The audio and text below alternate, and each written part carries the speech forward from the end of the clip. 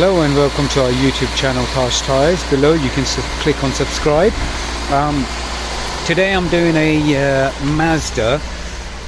It's actually a CX-7 and I'm doing a DPF Regeneration on this one.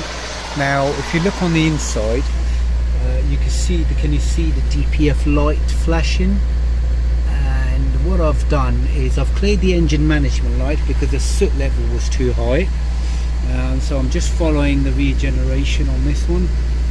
So far 7 minutes, and hopefully it should regenerate the actual regeneration process, and after that it should clear that DPF light.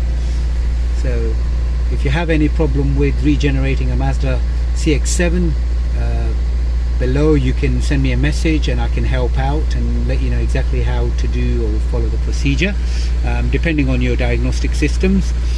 But yeah, after the full time usually takes about 30-35 minutes, and then that should clear. But if it doesn't, you still might have to go into the codes and then just clear the codes on this one. But yeah, thank you for watching our YouTube channel Taj Tires. Goodbye.